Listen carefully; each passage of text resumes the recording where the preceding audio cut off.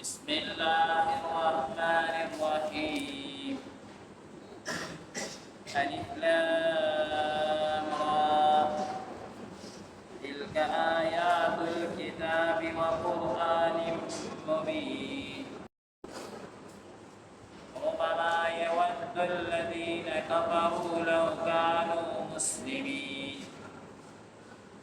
ذرهم يأكلوا ويتمتعوا ويلههم الأمل فسوف يعلمون. وما أهلكنا من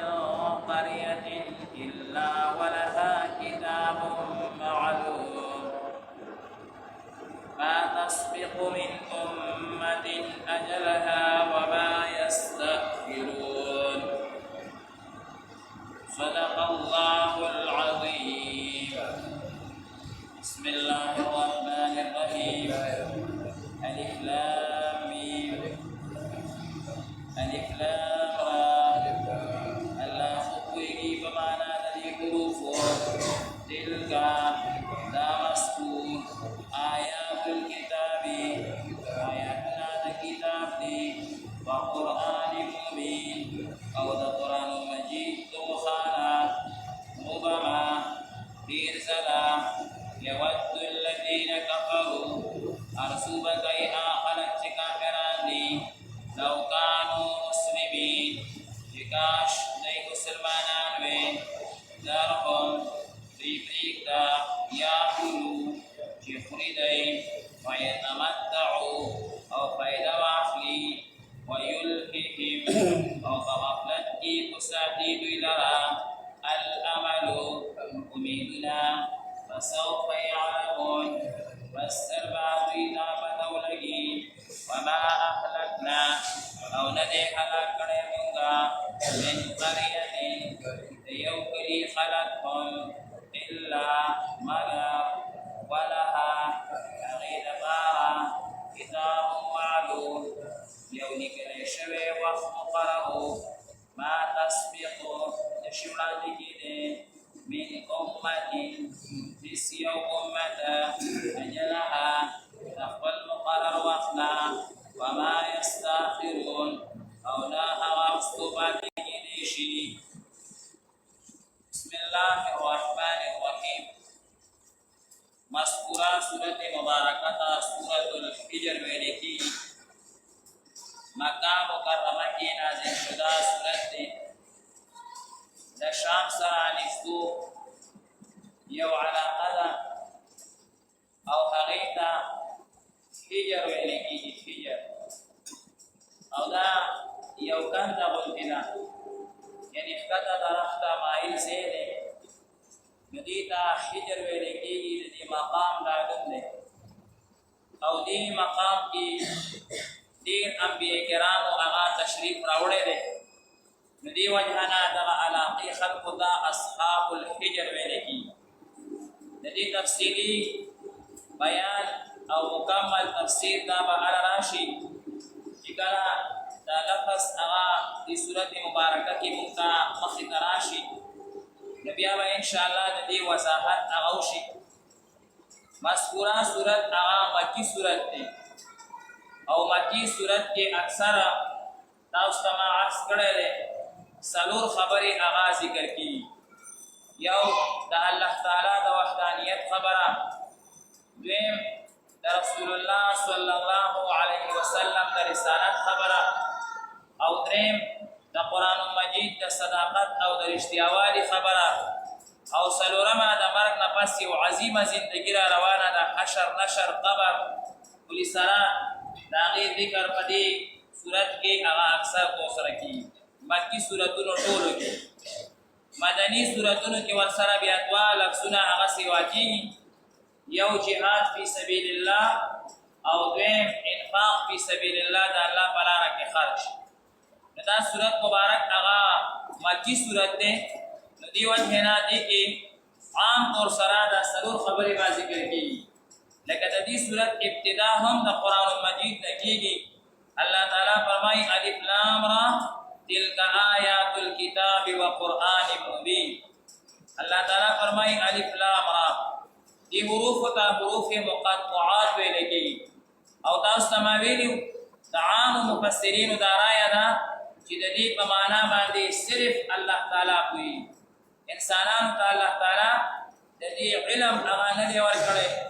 محققین مفسرین وایي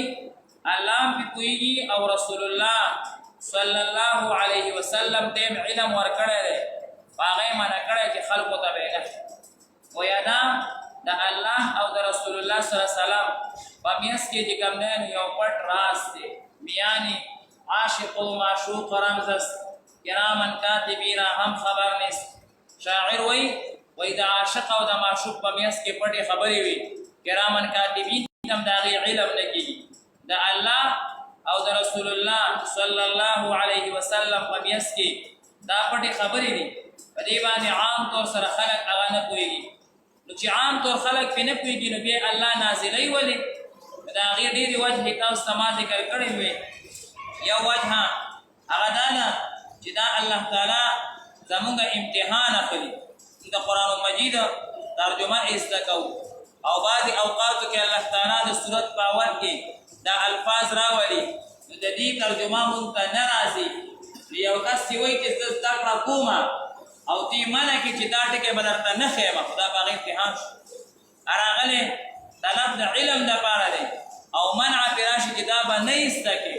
دا به نه یې زده کړې د هغه زړه کې یو تمنا پاتې شوه او چې خلاف د تمنا شي دې ته امتحان ویلی کېږي دا د انسانانو هغه امتحان اخلي بعضې حضرات وایي چې دا لفظ داسې وي چې کوم حروف مقطعات ذکر وي اول د صورتونو کې دې کې د دې ټول صورت خلاصې ته اشاره وي ټول صورت خلاصې ته پکې هغه اشاره وي نو هغه اشاره الله او د الله رسول پېژني هغه چې کوم دی نو یو پټه ساتلې د دې لپاره الله تعالی دا نازل کړی دی بعضې حضرات وایي چې د دې لپاره هغه نازل شوي دي چې الله تعالی یو خاص حکم نازلی نو د هغې نه مخکې یو خبر ورکوي چې راویښ شه راویښتیا د غفلت نه د رابیدارېدو دپاره دا یو میسج او یو آواز دی بیا د هغې نه پس خاص خبرې ذکر کېږي خاص خبرې څه دي الله تعالی فرمایي تلک آیات الکتاب و قرآن مبین دا مذکور چې نازلیږي دا آیاتونه د کتاب دي او قرآن مبین دی قرآن مبین قرآن سره د مبین صفت هغه چې راشي نو هغه صورت کې اکثر طور دلایل ذکر کېږي نقلي دلایل دا چې مخکې کوم واقعات شوي هغې ته اشاره کېږي مخکې کوم انعامات شوي هغې ته اشاره کېږي او قرآن سره چې د حکیم ټکې راشي نو عقلي دلایل ذکر کوي الله وایي عقل نه لږ کار به اخلی اسمانونو ته به ګورئ ځمکې ته به ګورئ ونه ته به ګورئ کوټو ته به ګورئ عقل نه به کار اخلی او بله دا چې قرآن مجید ته اکثر طور سره دا ویلی شوي چې دا په عربي مبین کې نازل شوی عربي مبین نو عربي دوه قسمه ده یو عربي مبین ده هغه د حجاز خلک وایي د مدینې منورې او د مکې مکرمې خلک وایي او بل عربي هغه غیر مبین ته عربي قحطوان وایي هغه د یمن خلک وایي قرآن مجید چې کومه عربی کې نازل شوی دا مبین عربي ده د نبی کریم صلی الله علیه وسلم د نکاح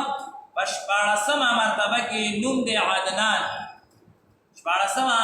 درجه کې جلا شي نسب په اعتبار سره د هغه نوم دی عدنان نو د هغه عربی ته به وي عربي مبین او د هغه ورور دی قحطوان د نبی علیه السلام د دې عدنان نکاح ورور دی د هغه نوم دی قحطوان دا هغه عربي غیر مبین و الله تعالی اشاره کوي چې دا قرآن مجید می د نبی کریم صلی الله علیه وسلم د نکاح په عربی کې نازل کړی نبی علیه السلام او د هغه نسل سره محبت ته اشاره ده تلک آیات الکتاب و قرآن مبین ربما یود الذین کفروا لو کانوا مسلمین ما تاسو ته مکی صورت کې څلور خبرې ذکر کېږي نو دا پکې بله خبره شوه د قیامت ذکر راغله ربما یود الذین کفروا ډېر ځله به محبوب او تمنا به وکړي هغه کسان چې کوم کافران دي لو کانوا مسلمین چې کاش هم مسلمانان وي